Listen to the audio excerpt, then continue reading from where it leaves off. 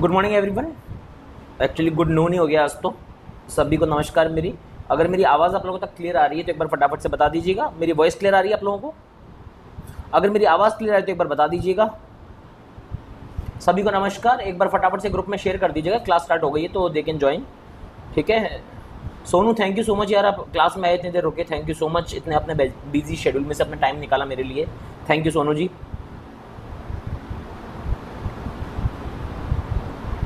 हाँ जी नमस्कार, राधे राधे, जय श्री राम, सभी को नमस्कार भाई। सभी लोग बढ़िया, आवाज़ आ रही है अच्छे से बता दीजिए एक बार फटाफट से।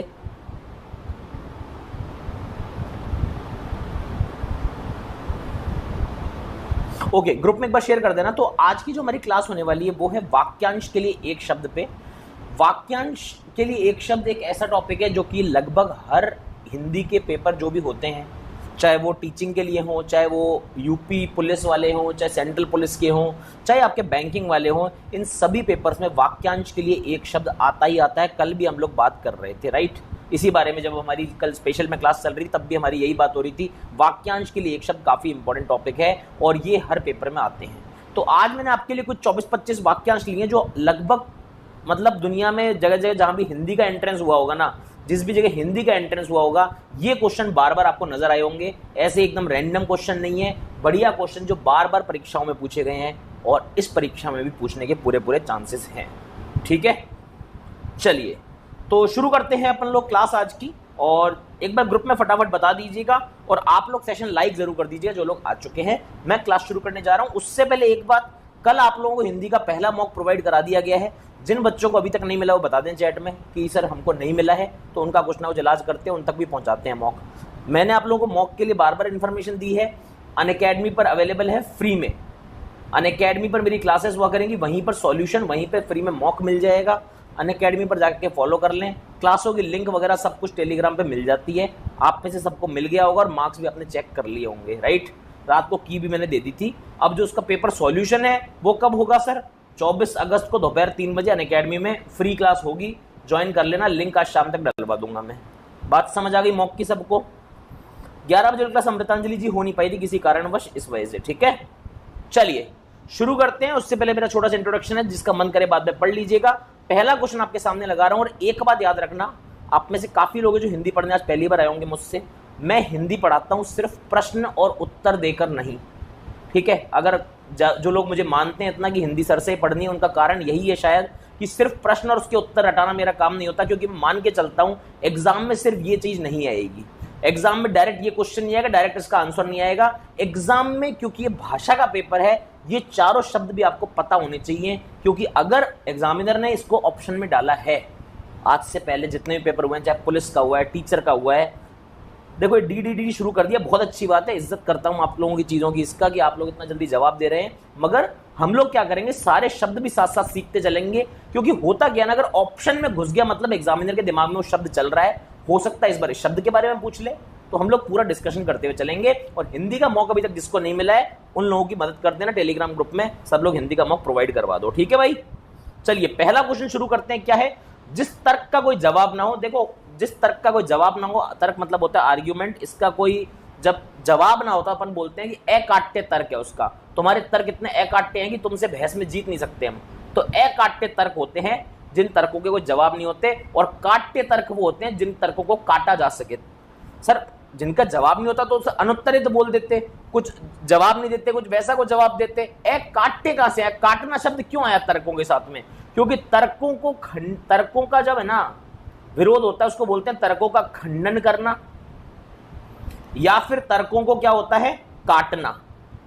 अब बोलते हैं ना मेरी बात काट रहा है, तर्कों को काटना। एक दूसरे कोई सॉलिड कोई आर्ग्यूमेंट दिया, उसको काट रहे हो अगर आप, मतलब उसका एंटी पॉइंट बता रहे हो, कुछ उसका विपक्ष पॉइंट बता रहे हो, तो आप उसके तर्क को काट देते हो। तो जो तर्क काटे ना जा सके, मतलब जिन तर्कों को जवाब नहीं दी जा सके, वो होते हैं जिन तर्कों को काटा नहीं जाएगा। और जो काटे ना जा सके उसको क्या कहलाता है? अकाट्य। जो काटा ना जा सके अकाट्य होता है। क्या सभी को अच्छे से क्लियर हो गया? पहली चीज, काट्य अकाट्य तर्क के साथ में काट्य और अकाट्य क्यों यूज हुआ, अनुत्तरित या उत्तर नहीं दिया गया, इस तरह का कोई कुछ यूज नहीं हुआ, ये बात क्लियर कर दीजिए। यहां तक सबको क्लियर है? मैं हिंदी ऐसे ही पढ़ाता हूं, सारे शब्दों का आपको मैं बताता जाऊंगा डिटेलिंग में। क्लियर है सभी को भैया? बताइए फटाफट से, फिर शुरू करते हैं। क्योंकि काम अपना यही है मेन, है ना, कि इस तरह से करना पड़ेगा अपने को। ठीक है, चलें आगे। चलिए दूसरे प्रश्न पर मैं आ गया। ये प्रश्न मैंने आपको हिंदी की पिछली क्लास में यूज किया था और वहां बताया भी था। फटाफट से आंसर निकाल दीजिए।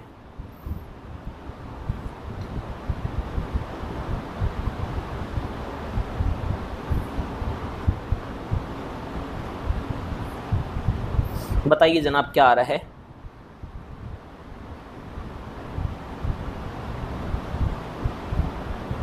हाँ यार फटाफट यार शेयर वेयर किया करो यार, ऐसे मत किया करो, फिर बच्चे पता है मिस हो जाते हैं, भूल जाते हैं, पता नहीं कहाँ क्लासेस चल रही हैं। बिल्कुल सही है, आप लोगों को पहले ही बताया था मैंने पिछली क्लास में, अनाहूत होता है। मैंने पिछली क्लास में आपको एग्जाम्पल देके बताया था, अगर आपको यज्ञ हवन का वहां आहुति दी जाती है, वहां आहूत करते हैं हम किसी देवी देवता को किसी प्रयोजन से। आहूत करना मतलब होता है निमंत्रित करना, निमंत्रण देना, बुलावा देना, वो होता है आहूत। और अनाहूत होता है जिसे बुलावा ना दिया गया वो होता है अनाहूत। ठीक है, आहूत होता है जिसे बुलावा दिया गया हो, जिसे निमंत्रित किया हो, और अनाहूत होता है जिसे नहीं दिया हो। यज्ञ का आहुति का एग्जाम्पल देख के मैंने आहूत समझाया था, अगर आपको याद हो तो। Right, no idea. Pooja ji क्लासे किया करो, पूजा आप क्लासे कम करते हो, रेगुलर नहीं हो आप, क्लासे किया करो। ये पिछली क्लास में मैंने डिस्कस किया हुआ है वर्ड। ठीक है, इसलिए ज्यादातर लोगों ने आंसर सही दिया भी है, बहुत बढ़िया, शाबाश।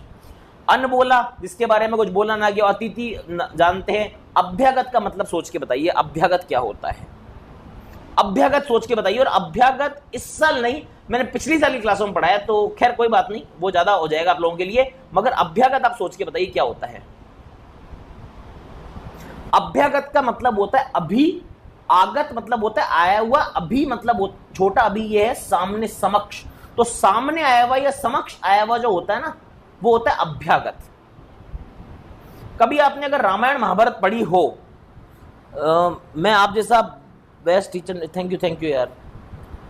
देखो अभ्यागत आपने कभी सुना है रामायण महाभारत की कहानी सुनते समय कि अभ्यागत जो जानवर आ गया उसको उसने उसका वध कर दिया, उसका शिकार कर लिया था, या अभ्यागत जो दीन याचना करने आया उसको उसने सर्वस्व अपना दान कर दिया। अभ्यागत होता है जो एकदम सामने आ जाता है, समक्ष आ जाता है, वो होता है अभ्यागत। ठीक है, अभ्यागत की शरण, अभ्यागत को शरण देना हमारा हमेशा से हमारा राजा का कर्तव्य रहा है। अभ्यागत को शरण देना मतलब जो सामने आ गया, जो हमारे समक्ष आ गया, जिसने हमसे इस तरह से बातें बोली, उसका हमने, या फिर अभ्यागत कोई जंगली जानवर आ गया तो उसका शिकार कर देते थे राजा महाराजा, एकदम से सामने कोई जंगली जानवर आ गया तो उसका शिकार भी हो जाता था, ये अभ्यागत है। क्लियर है सभी को?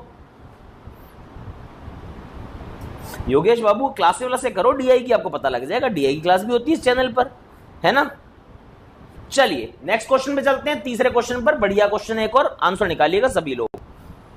कल मॉक में है कि वो 30 से ऊपर लाने वाला, कौन कौन लाया 30 से ऊपर? कल 30 से ऊपर किसके हैं?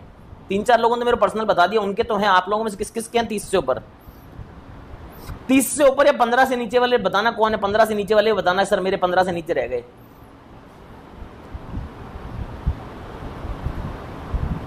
प्रशांत बोले सर हिंदी तैयारी कैसे करूं, समय कम बचा है। हिंदी तैयारी क्लासे रोज करो यार, मैं क्लासे अब सोच रहा हूँ रेगुलर क्लासे लूंगा, डेली की डेली कोशिश कर रहा हूं मैं। ए भी आ रहा है, सी भी आ रहा है, 2 तरह के आंसर आप लोगों के आ रहे हैं। हालांकि सी मैंने आपको समझाया हुआ था, मगर फिर भी कुछ लोगों ने सी लगाया है। आशा से बहुत अधिक मतलब क्या होता है? देखो आशावान क्या होता है? जिसको आशा हो, जो आशा रखता है वो आशावान होता है कि भाई वो आशावान है, उसको आशा है, मतलब किसी चीज की उम्मीद है, वो आशावान हो गया। प्रत्याशित क्या होता है? जिसकी प्रत्याशा की गई हो या जिसकी आशा की गई हो। आशा प्रत्याशा मैंने एक ही बात बताई थी, प्रत्याशा या आशा की गई हो वो होते हैं प्रत्याशित। अप्रत्याशित क्या बोलते हैं? जिसकी उम्मीद ना हो, जिसकी आशा ना हो, वो होता है अप्रत्याशित। आपसे ये नहीं पूछा गया था कि आशा है ही नहीं, आपसे पूछा गया था आशा से बहुत अधिक, आशातीत होता है, आशाओं से भी आगे, आशा से परे जो होता है वो होता है आशातीत, आशा से भी ज्यादा वो होता है आशातीत। इसलिए थर्ड का आंसर ए होगा। सी आप में से काफी लोगों ने दिया और सी मैंने समझाया हुआ था। अप्रत्याशित मतलब होता है जिसकी आपने आशा ही ना की हो। यहां पर पूछा गया था आशा से बहुत अधिक, और यह है आशा ना की गई हो, दोनों में फर्क होता है, इसलिए उत्तर इसका ए होगा ना कि सी। ठीक है, चलिए एक तो सेशन को लाइक वाइक कर दो यार, 125-30 लोग बैठे, 110 लाइक, इतना काम तो कर सकते हो मेरे लिए आप लोग। चलिए चौथे प्रश्न का उत्तर निकालिए सभी लोग।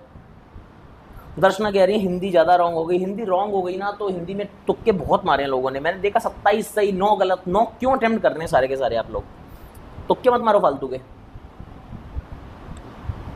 चौथे प्रश्न का उत्तर बताइए, और ये प्रश्न अभी आपको बता सकता हूं बहुत ज्यादा इंपॉर्टेंट है। आज 2 या 3 क्वेश्चन ऐसे हैं जिनमें आपको बहुत सारी नॉलेज मिलने वाली है। अब इस क्वेश्चन में इतनी सारी नॉलेज है ना, क्योंकि मुझे नहीं लगता इन चारों में से कोई सा भी शब्द आप लोगों ने आज से पहले सुना होगा, और ये कैटेगरी होती है, ये कैटेगरी है क्वेश्चंस की, ठीक है। और ये बार बार आपके सामने आएंगे। देखते हैं कितने लोगों को मालूम है, देखते हैं देखते हैं भी किस को मालूम है। Let's see. सर कल कितने मार्क्स होने चाहिए? लाओ यार, कितने भी लाओ यार, 25 से ऊपर है तो बहुत बढ़िया है यार, 25 से ऊपर है तो बढ़िया। कल का पेपर बिल्कुल एग्जाम लेवल पेपर था, आप लोगों ने देखा होगा। बिल्कुल स्किप करना चाहेंगे, बिल्कुल स्किप करना ही बेहतर रहेगा, मगर हम लोग अब सीख लेते हैं। सीख लीजिएगा पेपर से पहले क्या है, पेपर में आ जाए तो ध्यान से देखिएगा। हिंदी साहित्य में जगह जगह आपने देखा होगा कि नायक और नायिका का वर्णन होता है हाँ या ना? जैसे कल भी मैंने आपको एक अपठित गद्यांश दिया था और वहां पर आपको बोला था मैंने कि नायिका ऐसा क्यों कर रही है, नायिका खुद को बंधा हुआ क्यों महसूस कर रही है। याद है आपको? लास्ट में वो क्वेश्चन मैंने एकदम लास्ट में फटाफट बनाया था आप लोगों के लिए। प्रेमचंद की कहानी थी, पता नहीं कौन सी आजादी है, ऐसी कोई कहानी थी, उसी से बनाया था मैंने फटाफट, ठीक है।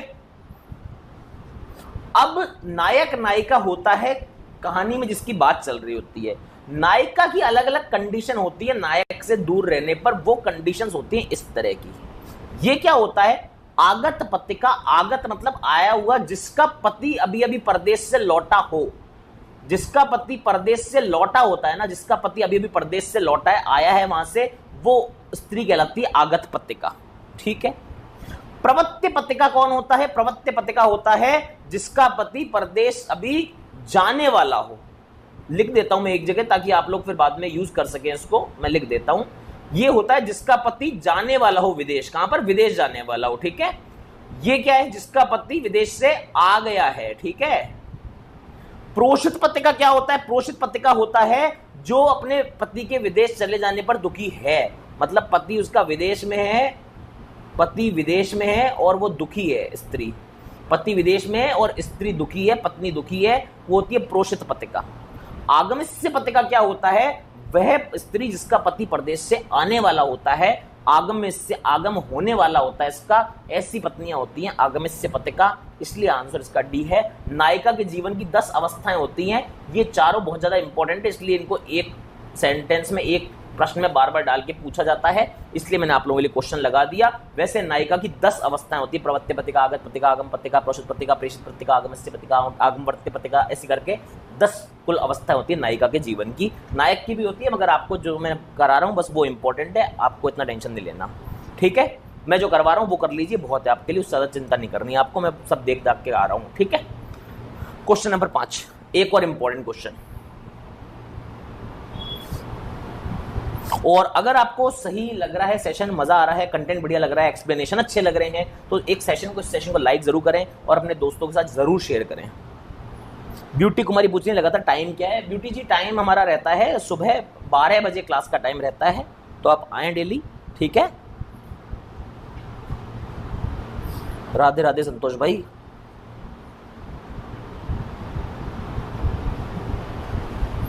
कल ज्यादातर लोग वो परेशान रहे जिन लोगों ने मेरे लेक्चर्स में देखे, उनके शुरू के 5 क्वेश्चन हिले नहीं, और बार बार मैं रात तक कमेंट पढ़ रहा था शुरू के 5 क्वेश्चन कैसे होते हैं, राइट। तो शुरू के 5 क्वेश्चन पढ़ने के लिए आपको शब्दकोश क्रम नाम से मेरी क्लास देखनी पड़ेगी। लगभग 50-52 हजार बच्चों ने वो, ठीक है। सर यहीं से नायिका वाला फैशन ब्रांड लिया गया है क्या? अरे भगवान, जिसका इंद्रियों से अनुमान ना हो सके वो कौन कौन होते हैं? देखो कालजयी का इससे कोई रिलेशन नहीं। कालजयी होता है जिसने समय को जीत लिया हो। भैया क्या हो गया पेन को? जिसने होता है काल या समय पर जीत पाली हो, काल या समय पर जीत पाली है, विजय पाली है, पर विजय पाली है, वो होता है कालजयी, जिसका यहां पर कोई सेंस नहीं है, ठीक है। सी गलत है। सर्वजयी होता है जिसने सबको जीत लिया है। सबको जीत लिया मतलब इस तरह का इंसान कौन हुए थे? सिकंदर महान बोलते हैं, जिसमें नेपोलियन वगैरह बोलते हैं, सबको जीत लिया, पूरी दुनिया जीत ली जिसने, वो होता है सर्वजयी। रावण भी वैसा ही था, सर्वजयी, तो वो भी हमारे काम का नहीं है। अब 2 शब्द बचते हैं, एक तो बचता है जितेंद्रिय, एक बचता है क्या? अतीन्द्रिय। जितेंद्रिय अतीन्द्रिय ही आपके ज्यादातर कंफ्यूजन थे, ए और बी, हाँ 2 तरह के कंफ्यूजन थे आपके ज्यादातर लोगों के। ए जिसकी काफी इंद्रियों मंजरी बोल रही है, नहीं। जितेंद्रिय होता है जिसने इंद्रियों को जीत लिया है। जित वर्ड दिख रहा है, इंद्रियों को जीत लिया है या इंद्रियों को वश में कर लिया है। ज्यादातर जो सन्यासी होते हैं, वास्तविक सन्यासी, ऐसे नहीं वो बस घूम रहे हैं, बस नाम रख लिया, दाढ़ी बढ़ा ली, वो सन्यासी नहीं। वास्तविक जो सन्यासी होते हैं वो इंद्रियों को जीत लेते हैं, वो होते हैं जितेंद्रिय। और अतीन्द्रिय होते हैं जो इंद्रियों से परे हो जाते हैं, उनको अपनी इंद्रियों से मतलब नहीं रहता, इंद्रियों से ऊपर उठ चुके होते हैं, उनका आप इंद्रियों को देख के अनुमान नहीं लगा पाएंगे, वो होते हैं अतीन्द्रिय। अतीन्द्रिय इसका उत्तर हो जाएगा। ए होता है इंद्रियों को जीतने वाला, जिसने इंद्रियों को अपने वश में कर लिया, उनको जीत लिया, उन पर काबू पा लिया हो। ठीक है, there will not be class in English Izani Mark, I think this is the class of Hindi language, that is why it is not being run in English language, and I teach Hindi only, not English. I teach Hindi, I teach quant, I teach critical reasoning, so I will be teaching these subjects. I don't teach English language. I teach in English but I don't teach English language, so that is why. Okay, I hope it is clear. चलिए next question में चलते हैं। छठे प्रश्न पर मैं आ गया हूं, आंसर निकालिएगा सभी लोग, शाबाश। आसान प्रश्न है ये वाला।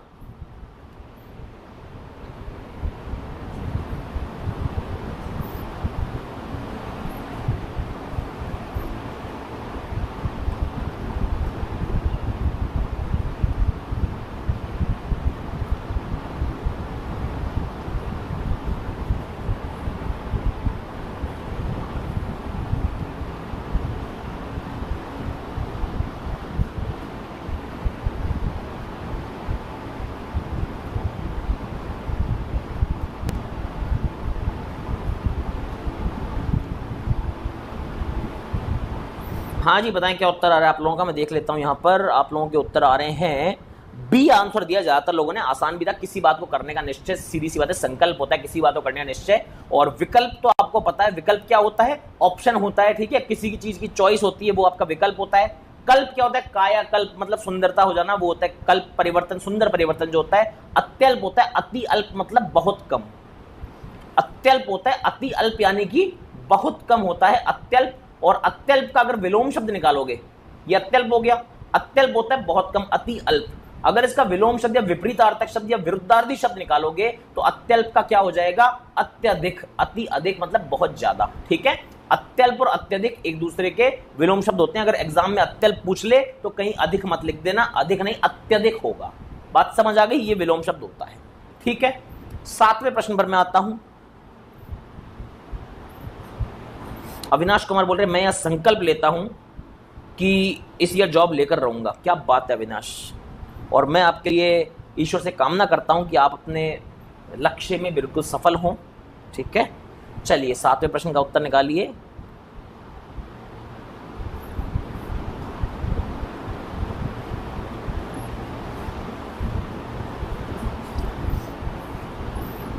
बहुत आसान था, जो कानून के अनुकूल ना हो, अवैध।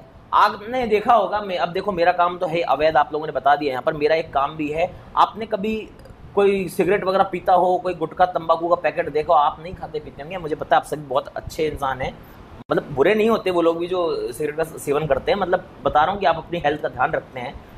तो वहाँ पर एक वैधानिक चेतावनी लिखी रहती है, पढ़ी आपने कभी?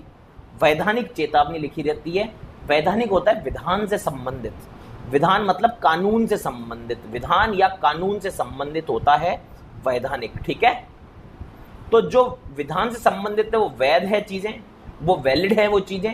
वैध के अगर एग्जैक्टली इंग्लिश निकालोगे वैलिड निकल जाएगा, और अगर वो कानूनन नहीं है तो वो वैध नहीं अवैध कहलाएगी। क्लियर है सभी को? बताइए।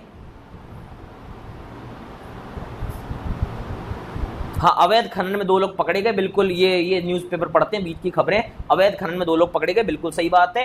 अघन्य का क्या मतलब होता है ये भी जानना जरूरी है। अघन्य का मतलब होता है जो अपने आप में एक ही हो, यूनिक जो होते हैं ना, अपने आप में एक ही हो, जो अपने आप में जो एक ही होते हैं, विशिष्ट होते हैं, अपने आप में एक या विशिष्ट होना, यूनिकनेस जिसके पास होती है, वो होता है अघन्य। ठीक है, अवध्य कौन होता है? जिसका वध ना किया जा सके, यानी जिसको मारा ना जा सके, या जिसका वध ना हो सके, जिसको मारा ना जा सके, वो होता है अवध्य। और आवेग क्या होता है? आवेग आपको पता ही है, वो स्पीड से संबंधित है, संवेग, आवेग, ये सब। ठीक है, क्लियर है सभी को? आवेग में आना नहीं, वो जोश में आना होता है ना सर? नहीं पिंकी, वो आवेश होता है। देखो पिंकी कंफ्यूज हो गई, वो आवेश होता है। आवेश का मतलब होता है वो जोश में आना, एकदम तैश में आना, वो जोश में आना आवेश होता है, ना कि आवेग। आवेग तो नॉर्मल चीज होती है ना, स्पीड से संबंधित, फिजिक्स का टर्म है आवेग तो। ठीक है ना, वेग आवेग वो वाला टर्म है ये। ठीक है, चलिए मैं आ रहा हूं 8वें प्रश्न पर, निकालिएगा। और अगर सेशन पसंद आ रहा है तो आप लोगों का एक लाइक मेरे को बहुत ज्यादा मोटिवेशन देगा। सर जी और क्लास कब लगती है? प्लीज सर जी रिप्लाई, किस चीज की क्लास बताओ? संतोष कोई बात नहीं पिंकी जी, हो जाता है, अच्छी बात है, आपने डिस्कस किया, आपने सीखा, अब आपको याद रहेगा आवेश और आवेग का फर्क, अच्छी बात है, ऐसे ही बस सीखते हैं अपन लोग भाषा को।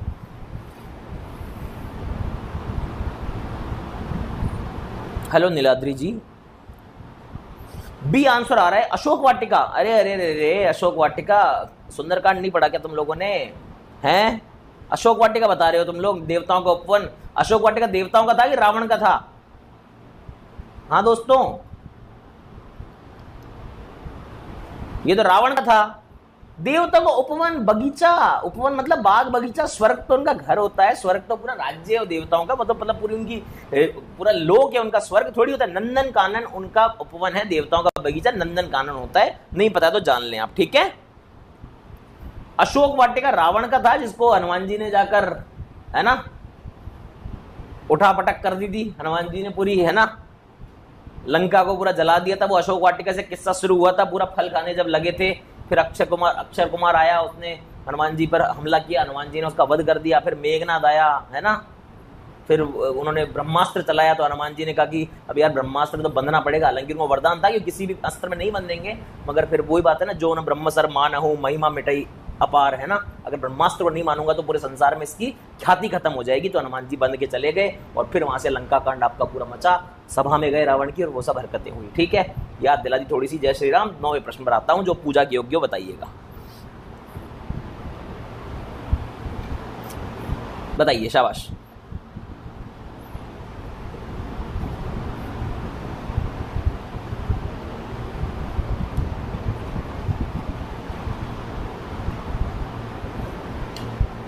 यार आपने ज्यादातर लोग प्रेजेंट में नहीं जीते, कोई किसी को प्लस में चल रही है क्लास का दिमाग, किसी का चल रहा है पीडीएफ कब होएगी क्या होगा, पढ़ो, क्लास में ध्यान दो।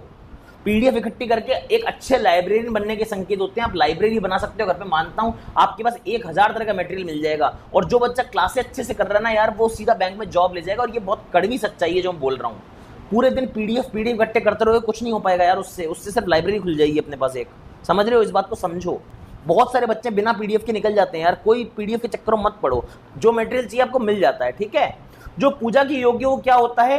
पूजनीय नहीं होता है, पिछली क्लास में ही बताया था, पूजनीय सही शब्द नहीं है, पिछली क्लास में इसका अशुद्ध रूप का शुद्ध रूप करवाया था या नहीं करवाया था? पूज्यनीय, भूल गए हो, पिछली क्लास में करवाया है, जस्ट पिछली क्लास में जो 2 दिन पहले हुई थी, कल तो हो नहीं पाई थी, 2 दिन पहले वाली क्लास में मैंने बताया था, पूजनीय शुद्ध रूप नहीं है, शुद्ध रूप पूज्यनीय होता है। बताओ बताया था कि नहीं बताया था?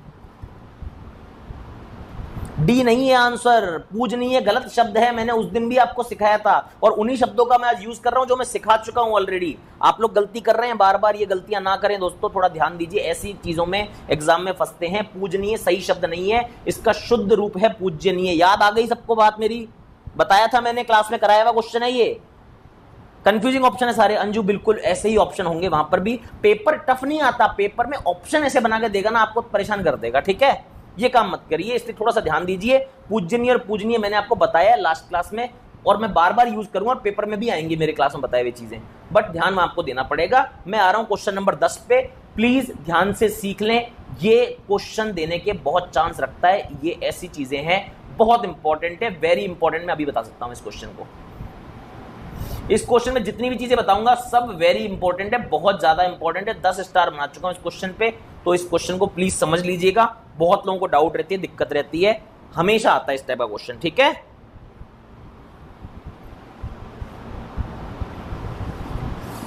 अंजू आपके कल वाले पेपर में कितने मार्क्स आए? आपने दिया था पेपर या नहीं दिया?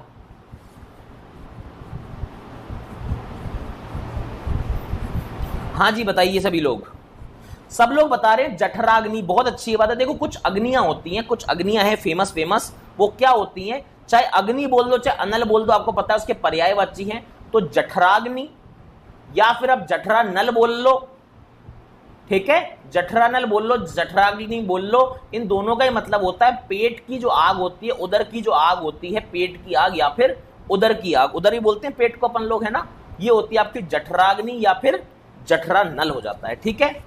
दावानल या फिर दावाग्नि किसको बोलते हैं आप? जो जंगल के अंदर आग लगती है ना, जो जंगल की आग होती है वो होती है आपकी दावाग्नि या दावानल, ठीक है, ये जंगल की हो गई, ये हो गई। अब बड़वाग्नि और बड़वानल किसको बोला जाता है? समुद्र के अंदर समुद्र के अंदर जो आपसी चट्टाने जो होती है, बड़ी बड़ी चट्टानों के टकराने से जो प्रबल आग लगती है ना, चट्टानों के टकराने से जो प्रबल आग लगती है,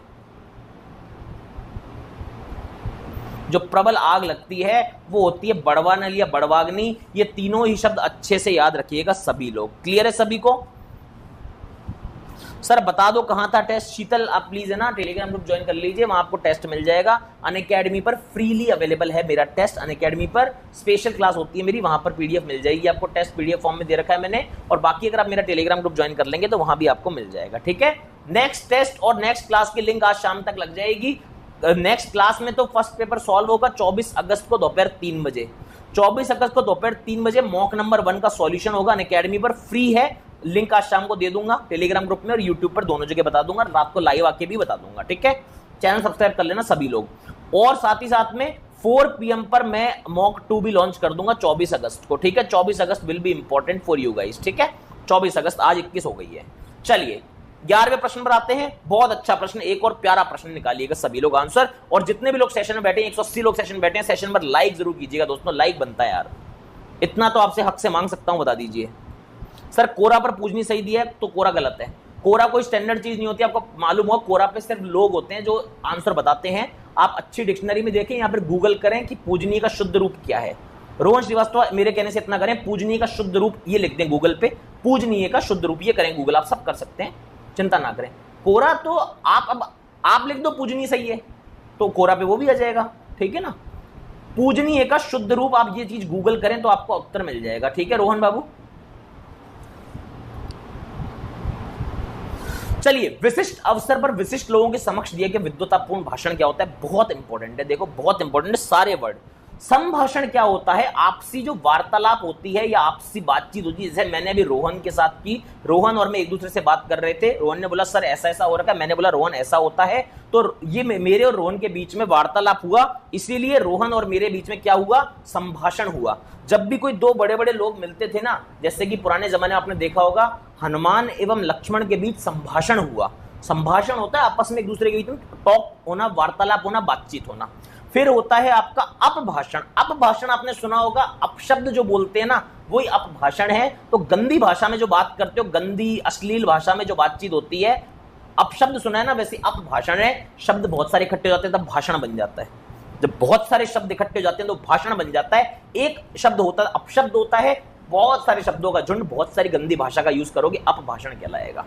एक होता है आपका क्या, अनुभाषण होता है। अनुभाषण और अभिभाषण। अभिभाषण क्या होता है, विद्वतापूर्ण दिया हुआ भाषण। इसमें बहुत सारी सब्जेक्ट की नॉलेज चाहिए आपको, विषय विशेष में आपका बहुत ज्यादा रुचि होनी चाहिए और आपकी नॉलेज होनी चाहिए विषय विशेष की। और ये होता है बड़ा विद्वानों वाला भाषण, और ये होता है अभिभाषण जो हम लोगों को पता होना चाहिए। क्लियर है सभी को अभिभाषण? हाँ। एक होता है अनुभाषण। अनुभाषण होता है किसी चीज की मर्यादा में, किसी चीज में रहकर बोला जाता है, वो होता है अनुभाषण। और जनरली ये भाषण अपने दिमाग से नहीं, बाकी जो चीजें होती आ रही हैं, स्टैंडर्ड जो चीजें हैं उन्हीं को फॉलो करते हुए भाषण होता है, मतलब उन्हीं का अनुकरण करते हुए भाषण होता है, उन्हीं चीज को फॉलो करते हुए होता है, इसलिए होता है ये अनुभाषण। एक जो एक निश्चित एक सेट आपको स्टैंडर्ड बता दिए गए हैं, एक निश्चित मात्रक जो बता दी गई, उसके इर्द गिर्द घूमती हुई बातें जो होती है कि हाँ भाई आपको पहले से किसी ने बता रखी है, बस वही चीज आप जाके बोल दो किसी के सामने, वो होता है आपका अनुभाषण। मैं आ रहा हूं प्रश्न संख्या 12 पर।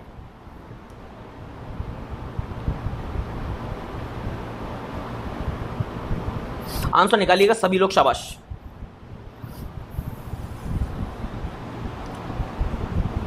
शीतल जी पूछ रही कितने बजे तक होती है क्लास। शीतल जी मेरी क्लासेस में आपको कभी भी टाइम का वो नहीं लगेगा कि 1 घंटे की होती है, 1.5 घंटे की। जितने क्वेश्चन मैं लेके आया हूं उन सबका सेटिस्फैक्टरली जब तक डिस्कशन नहीं हो जाता, सब लोग खुश होकर सीख नहीं जाते, क्योंकि इस क्लास के बाद ये सीख के जाने चाहिए हर कोई ये सारी चीजें, है ना।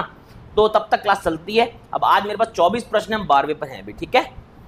31 मार्क्स आए सर कल के पेपर में, बट त्रुटि समझ नहीं आया। अच्छा कोई बात नहीं, अपन लोग 24 तारीख को देखेंगे ना, 24 को पेपर डिस्कस होगा, पूरा सॉल्व कराऊंगा मैं 24 तारीख को, राइट। डी आंसर आ रहा है आप लोगों का, किसी के प्रति उदारता एवं कृपा पूर्वक किया जाने वाला व्यवहार। पिछली क्लास में भी मैंने बताया था, अनुग्रह होता है ये व्यवहार, और जिस पर किया जाता है वो क्या कहलाता है, याद करो। शुद्ध शब्दों में दिया था, वर्तनी शुद्ध करने में अनुग्रहित होता है, आप लोगों ने अनुग्रहित कर दिया था। ये सब याद रखोगे, पेपर में जाकर बार बार यही शब्द रिपीट होंगे और आपका पेपर सही हो जाएगा। याद है हमने इसको गलत किया था, इसको सही किया था, याद है कि नहीं बताइए। अनुग्रहित नहीं अनुग्रहित होता है, जिस पर कृपा होती है, जिस पर इस तरह का व्यवहार होता है, और जो ये व्यवहार होता है कृपा का, उदारता का, प्रेम का, स्नेह का, ये होता है अनुग्रह। बात समझ आ रही है? इसके अलावा विग्रह क्या होता है?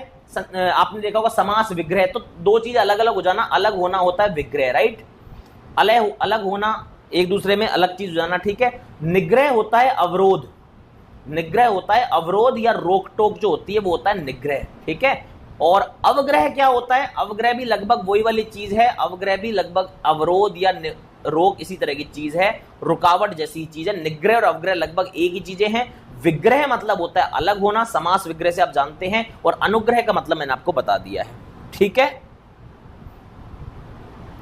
नेक्स्ट पेपर 24 अगस्त को है, आपको लिंक्स यूट्यूब पर मिल जाएगी, प्लीज आप यूट्यूब पे फॉलो कर लिया कीजिए और टेलीग्राम पर ज्वाइन कर लीजिए, वहां जाके आपको सब कुछ मिल जाएगा ये सब, ठीक है भाई। परेशान ना हो आप रोज रोज इसके लिए। मैं आ रहा हूं अगले प्रश्न पर, 13वें प्रश्न पर मैं आ गया हूं, ठीक है। निकालिए उत्तर सभी लोग, शाबाश। मैं आपको टेलीग्राम पर लिंक भी दे दे रहा हूं, अभी टेलीग्राम की लिंक भी यहां दे दे रहा हूं, उसको ज्वाइन कर जाना, आपको सब कुछ मालूम पड़ जाएगा, ठीक है। टेलीग्राम लिंक भी आपको दे दे रहा हूं भी, आप इसका उत्तर निकालिए, तब तक मैं लिंक दे देता हूं आपको।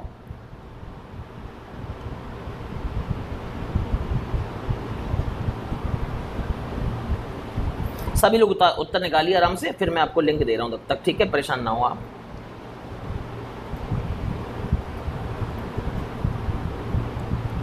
सर मेरे मार्क्स बहुत कम है हिंदी में, तैयारी कीजिए, अच्छे से हो जाएगा।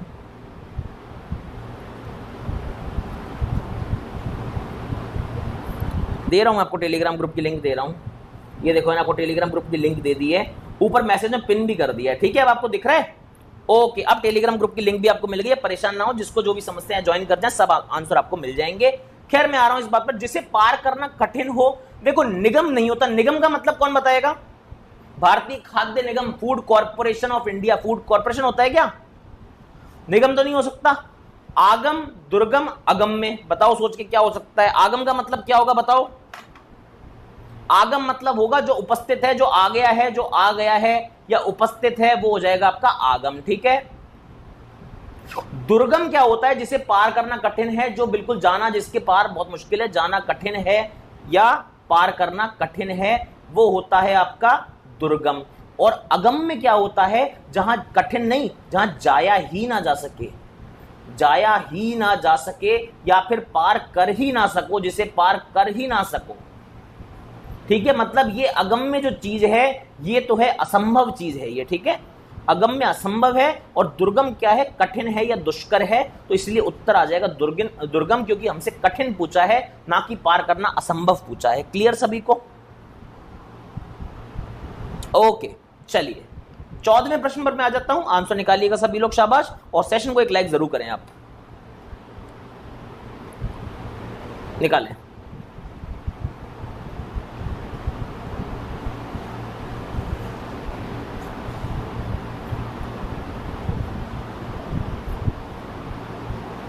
दुर्गम का जगत के जेते हैं, दुर्गम जहत के तेते नहीं होता, सुगम अनुग्रह तुमरे तेते ये होता है। दुर्गम का जगत के जेते हैं, सुगम अनुग्रह तुमरे तेते। रुपेंद्र सिंह जी,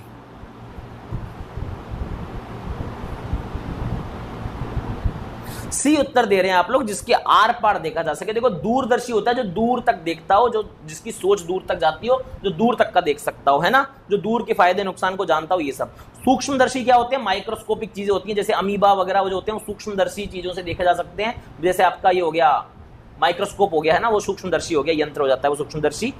पारदर्शी होता है जिसके आर पार देखा जा सके, अपारदर्शी के आर पार नहीं देखा जा सकता। और अतलदर्शी होता है कि इतनी गहरी दृष्टि की फ्लोर पार करके देख जाओ आप, आपके नीचे जो तल है उस तल को भी पार करके अगर आप देख जाओ ऊपर से, वो होता है अतलदर्शी। पाताल के पार हो जाए, जमीन के लेवल के पार हो जाए, वो होता है अतलदर्शी।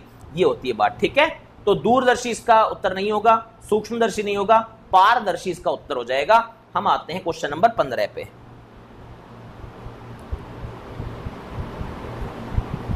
शाबाश, निकालिए उत्तर।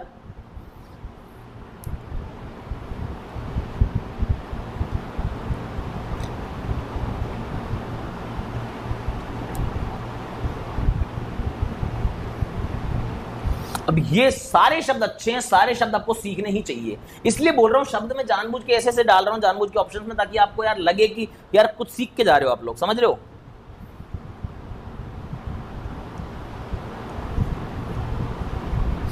डी उत्तर आ रहा है आप लोगों का।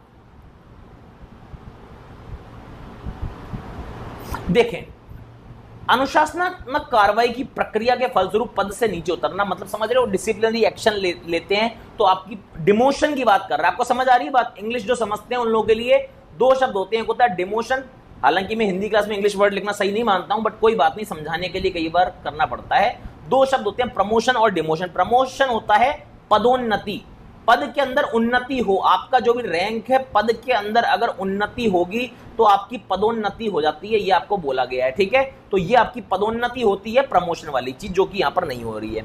पदावधि क्या होती है? उस पद पर आप कितने समय तक रहते हो, पद की अवधि जो होती है वो होती है पदावधि। उस पद पर कितना आपका मतलब पीरियड रहा, कितना आपका कार्यकाल रहा, वो होती है पदावधि। ये भी नहीं होगा, ये भी नहीं होगा। पदावनति क्या होती है?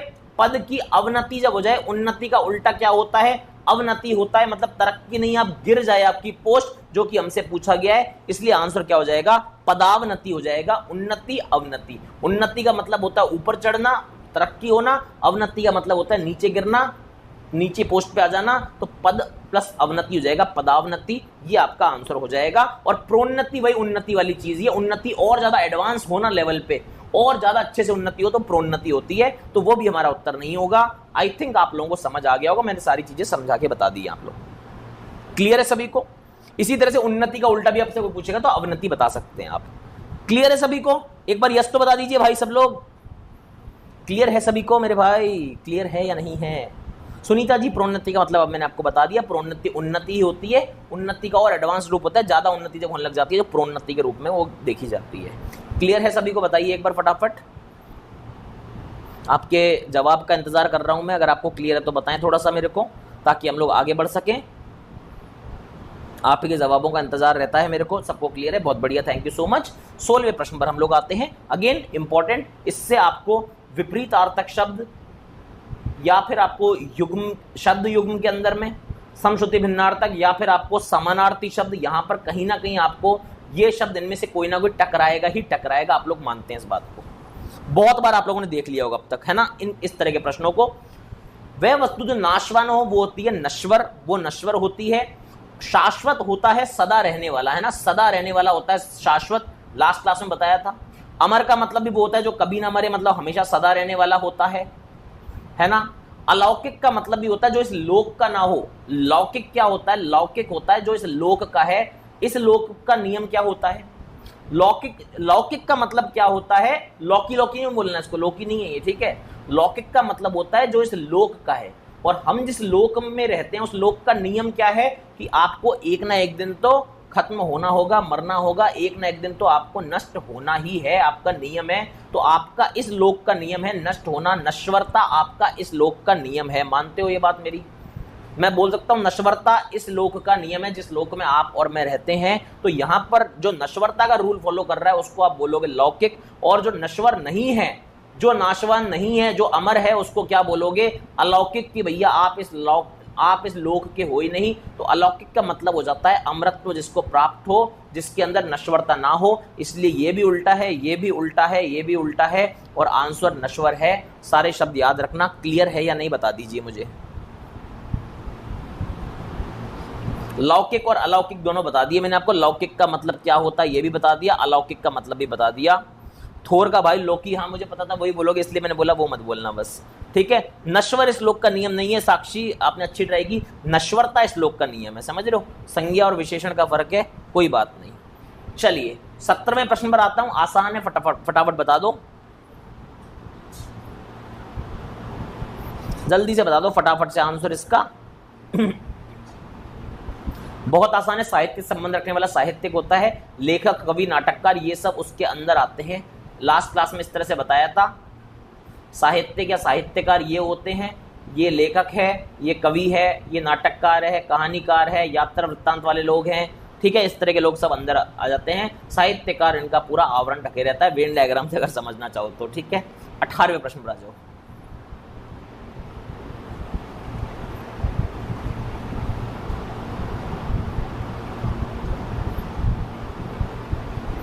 निकालें फटाफट आप लोग, क्या आंसर आ रहा है देखें जरा।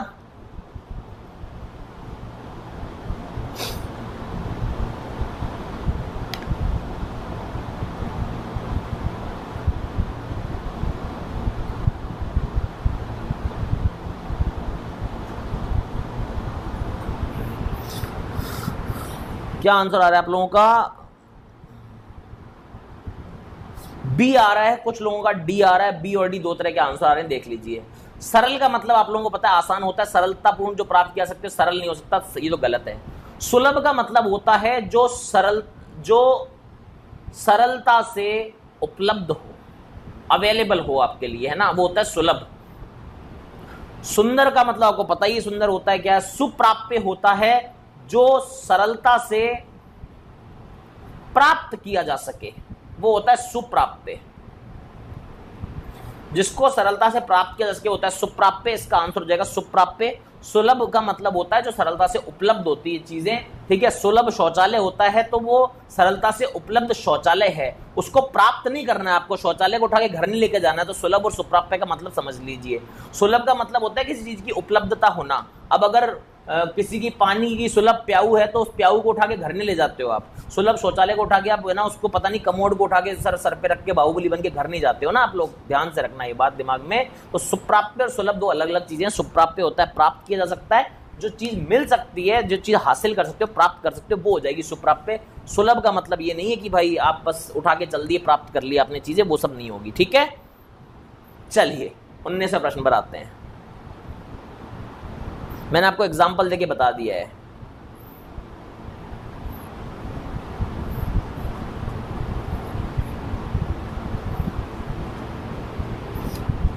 उन्नीस सौ प्रश्न पर आ जाइए फटाफट।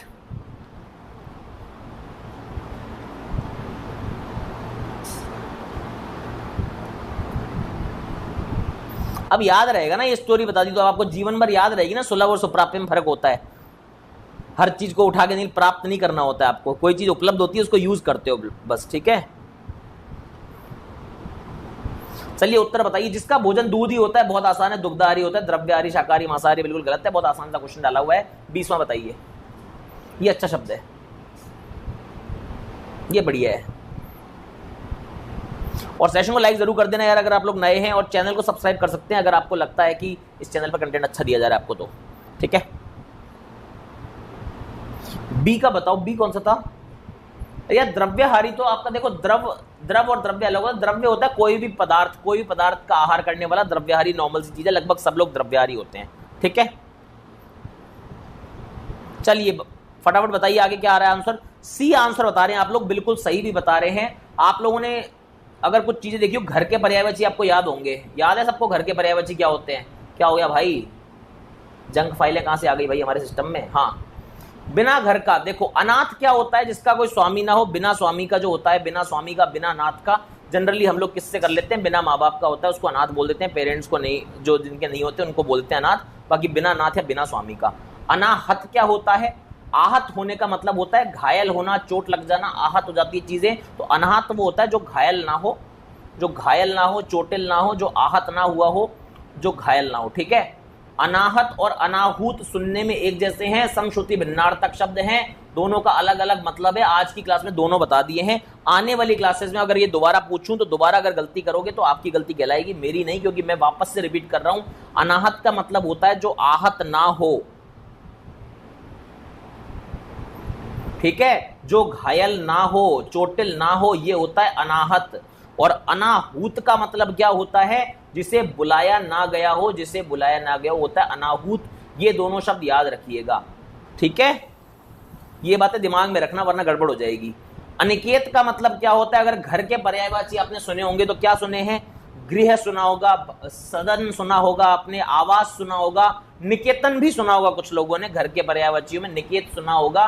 तो अनिकेत होता है जिसके पास अपना निकेत ना हो, अपना निकेतन, अपना आवास ना हो। तो अनिकेत होता है जिसका कोई घर नहीं होता। अनिग्रह का मतलब तो आप लोग जानते हैं। निग्रह का मतलब मैंने आपको बताया था, सभी लोगों को बताया था भाई। निकेतन, आलय, घर के पर्यायवाची, हाँ बिल्कुल मैंने बताया था आप लोगों को। और निग्रह का मतलब अभी कुछ ही शब्दों पहले मैंने आपको बताया था, रोक, रुकावट बताया था। तो अनिग्रह हो जाएगा बिना रोक रुकावट के, बिना रोक या अवरोध के वो जाएगा अनिग्रह। निग्रह मैंने अभी 3-4 क्वेश्चन पहले आपको बताया था, रोक या अवरोध होता है निग्रह। ठीक है जी, क्लियर है सभी को? चलिए, साक्षी अनिकेत के आगे दिल क्यों बना रही है भाई? क्या मामला है भाई? हैं, शब्द अच्छा लग रहा है, कोई और बात है? चलिए, किसमें प्रश्न पर आइए, मजाक की बात है, हमारा जॉक है, जॉक्स का पिटारा होता है ये। ठीक है, चलिए 21वां बताइए, बहुत इंपॉर्टेंट है, बहुत ज्यादा इंपॉर्टेंट है, बहुत बहुत बहुत ज्यादा इंपॉर्टेंट है ये, मतलब बहुत ज्यादा इंपॉर्टेंट है, इतना इंपॉर्टेंट बता रहा हूं मैं आपको।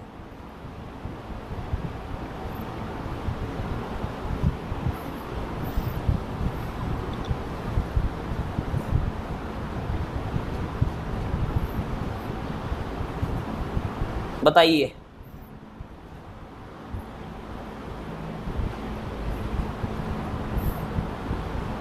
अरे मैंने ऐसे ही पूछ लिया भाई यार, तुम तो यार एकदम परेशान कर देते हो किसी बच्चे को यार, तुम लोग तो यार, मैंने मजाक कर रहा हूँ यार, ऐसे ही बुरा मत मानना भाई। हाँ, युयुत्सु, देखो युयुत्सु का मतलब तो आप लोगों को पता लग गया, दूसरों को हंसाने वाला जैसा तुच्छ शब्द तो नहीं हो सकता। युयुत्सु का मतलब तो होता है युद्ध करने का इच्छुक। अब युयुत्सु हो सकता है आपको एक स्टोरी है, आपके बार बार मुझे लगता है कई बार अपने गद्यांश में भी आ सकती है। युयुत्सु को पता है कौन था? महाभारत का युद्ध हुआ था, किस किस के बीच हुआ था? पांडवों के बीच में हुआ था, कौरवों के बीच हुआ था। और आपको मालूम होगा कि ये लोग 5 भाई थे, एक वो ठीक है, वो एक भाई और था, लफड़ा था उसका, मगर बाद में सेटल हो गया था वो भी। यहाँ पर 100 भाई लड़ रहे थे। आपको पता है कौरवों के 100 भाई किसने मारे थे? कैरेक्टर मत बोला करो, मरकश आप बोल रहे हैं महाभारत में कैरेक्टर का नाम था, कैरेक्टर मत बोला करो, कैरेक्टर नाटकों के होते हैं। अगर आप उसमें विश्वास नहीं करते कि महाभारत है या नहीं है, आपको लगता है वो एक कहानी है, नाटक है, तब आप कैरेक्टर बोलें। अगर आपको लगता है कि नहीं ये सच्ची घटनाएं हैं और हमारे धर्म से संबंधित है, तब आप इसको बोलें कि हाँ महाभारत में ऐसे एक योद्धा थे या फिर एक व्यक्ति थे। कैरेक्टर नहीं होते फिर वो, है ना। कैरेक्टर मूवी के होते हैं, जो करते रहते हैं ना, ये उछल कूद करते रहते हैं, वो होते हैं, ये मूवी कैरेक्टर होते हैं। हाँ, ये तो युद्ध की इच्छा का उत्सुक होता है। तो कौरवों के जो 100 भाई थे उसको किसने मारा था? वो मारा गया था भीम के द्वारा मारा गया था। लगभग सभी को भीम ने मारा था, दुर्योधन को बस वो अधमरा छोड़ दिया था, बाकी भीम ने मारा था 100 के 100 को। मगर ये गलत बात है, 100 ने 99 को ही मार पाए थे। एक भाई ऐसा था, जब युद्ध शुरू हुआ था ना, तो वो सेना छोड़ के पांडवों की सेना में आ गया था, और वो था युयुत्सु। इसीलिए वो अंत में जीवित भी रहा और वो मरा भी नहीं था, क्योंकि उसने युद्ध कौरव नहीं पांडवों की तरफ से किया था। ये युयुत्सु था। ठीक है, जस्ट इन्फॉर्मेशन शेयर कर दी। कई बार पैसेज वगैरह में आ जाती है, या कई बार आपसे क्या होता है ना, हिंदी में अच्छे स्कोर लेके आते हो, कभी कुछ पूछ ले इंटरव्यू वगैरह में, स्पेशली कुछ भी। तो खैर 22वें प्रश्न पर आता हूं मैं।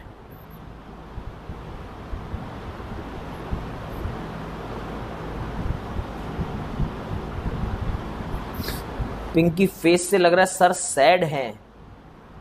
सर सैड नहीं है भाई, ये क्या चल रहा है यार? मैं कोई सैड वैड नहीं हूँ, मस्ती से पढ़ा रहा हूँ, चिंता मत करो, इतना टेंशन मत लो। ठीक है, चलिए प्रत्युत्पन्नमति, ये तो आप लोगों को पता ही होगा। अंजू का आंसर आ रहा है सी, जो फिर से उत्पन्न हुआ। नहीं नहीं नहीं नहीं, बहुत अच्छा शब्द है, मुझे बचपन में सिखाया गया था इस शब्द के बारे में, बहुत छोटा था, 4th-5वीं था, हमारे स्कूल में सिखाया था ये, मुझे अचानक से याद आ गया। हमारे भैया जी थे टीचर, उनको हम भैया जी बोलते थे। प्रति उत्पन्न मति, हाजिर जवाबी जो होती है ना, उसको बोलते हैं प्रत्युत्पन्नमति। मतलब तुरंत आपके प्रति का मतलब होता है, यहाँ पर होता है ना घात प्रतिघात, वो बाहुबली में बोलते थे ना, मतलब किसी चीज का रिएक्शन, एक्शन को रिएक्शन। तो कोई भी बात हुआ, उसके रिएक्शन में आपके दिमाग में तुरंत कोई बुद्धि में आपके कोई बात उपज जाए, वो होती है प्रत्युत्पन्नमति। मतलब जो तत्काल उत्तर दे सके वो होती है प्रत्युत्पन्नमति। तत्काल उत्तर दे सके, प्रति उत्पन्नमति, तुरंत आपके उत्तर देने की क्षमता जो होती है वो होती है तत्काल उत्तर देने की, वो होती है प्रत्युत्पन्नमति। ठीक है, ये बहुत इंपॉर्टेंट वर्ड होता है। क्लियर है सभी को? इसका आंसर बी आता है, ना कि डी, जिसकी बुद्धि में नई नई बात उत्पन्न होती है। नहीं नहीं नहीं नहीं, प्रति का मतलब ही एक्शन का रिएक्शन है। एज रिएक्शन कोई बात अगर आपके दिमाग में आती है, तो किसी भी चीज का प्रश्न का उत्तर दिमाग में आता है, प्रति उत्पन्नमति। उसको सुनते ही जो आपके दिमाग में उत्पन्न होती है चीज, वो होती है प्रत्युत्पन्नमति। ठीक है, अच्छा चलिए अगले प्रश्न पर चलते हैं, 23वें प्रश्न पर। हाँ, मैं विद्या भारती स्कूल में पढ़ा हूं यार, बिल्कुल पढ़ा हूं। सेशन को लाइक जरूर कर दीजिए जो लोग नए आ रहे हैं। अंकेक्षक बताइए कौन होता है? अंकेक्षक तो आप बता, शायद 2 मुश्किल है, वैसे थोड़ा मुश्किल है ये वाला।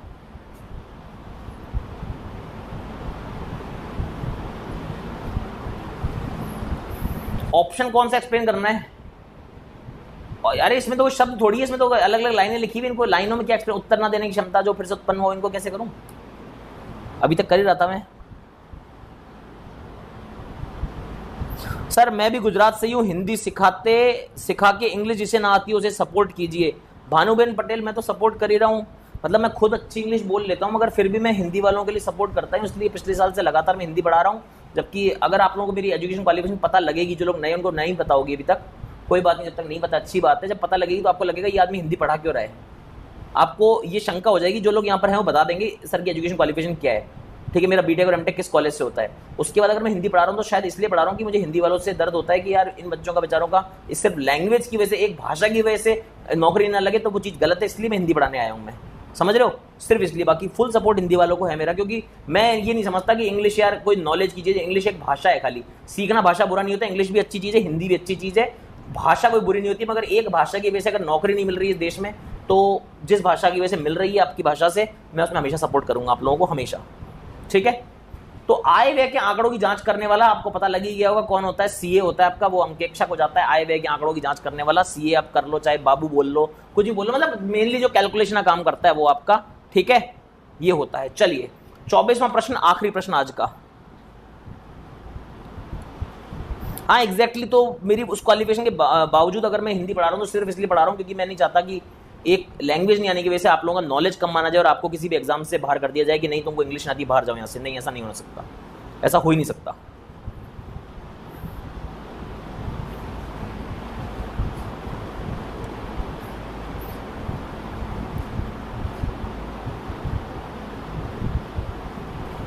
अरे आईआईटी भुज नहीं है भाई, आईआईटी बीएचयू वाराणसी, ठीक है, वहां से मेरा बीटेक और एमटेक है, BTech and MTech both from IIT BHU Varanasi, BTech in civil engineering, MTech in structural engineering, ठीक है।